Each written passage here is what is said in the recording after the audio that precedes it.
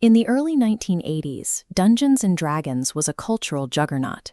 TSR, the company behind the game, was printing millions of rulebooks and expanding into international markets as fast as the presses could run. At this commercial peak, the game's design was driven almost entirely by the funhouse philosophy championed by co-creator Gary Gygax.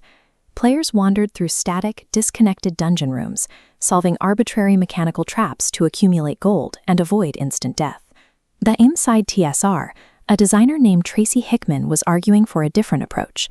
He believed role-playing games should be built like novels, with defined three-act narratives, and moral choices that carried more weight than a bag of looted gold. Caught precisely between the open-ended sandbox of the 70s and the highly plotted narratives to come is a 1983 release titled Oasis of the White Palm. Today, historians regard it as a critical artifact of game design. Yet, cracking open the actual 32-page booklet reveals a chaotic mess of typographical disasters, nonsensical lore additions, and puzzles that are broken out of the box. Explaining how this book actually functions requires looking past the ink to the authors themselves. Two designers, working with conflicting ideas, were forced to share these pages. Oasis of the White Palm became a site of friction where two different ways of playing the game collided, a struggle that eventually changed the way tabletop stories are structured. The foundation of the adventure actually comes from a relatively obscure writer named Philip Meyers. TSR management pulled an unpublished manuscript of his off the shelf to expedite production. Meyers designed a grounded, localized political thriller. He dropped players into a lush, 1-mile-wide desert sanctuary, where the local guards strictly controlled access to a central pool of water, charging travelers exorbitant fees just to let their camels drink. The local community is already gripped by paranoia when the players arrive, because Princess Shadala, the intended bride of the ruling sheik's son, has vanished without a trace. As shown in this web of deception, the players must navigate a tense shadow war between three separate factions hidden inside the Oasis: a subversive religious sect known as the Thun cultists, an infiltrating ring of mercenaries and slavers, and the local Symbian loyalists. The cultists hired the slavers to execute the kidnapping, but someone else beat them to it. Now, the cultists assume the slavers took the bride and are extorting them for a larger payout, while the slavers assume the cultists executed the abduction themselves to cut them out of the deal. To find the missing princess, the players have to sheathe their weapons, interrogate hostile witnesses, and piece together the conflicting testimonies of three different groups. But TSR needed this localized investigation to serve as the pivotal middle chapter of their new Desert of Desolation trilogy. They handed the manuscript to Tracy Hickman, ordering him to adapt it to his overarching continuity. Hickman overlaid Meyers' work with a grander, mythic scope. He injected a millennia-old prophecy and introduced a 12-foot-tall, nearly invincible fire demon, an Ifriti, who had bypassed the local factions to kidnap the bride himself. Because Hickman's edits were heavily rushed, these two distinct design philosophies constantly collide within the text, creating a sense of tonal whiplash for the person running the game.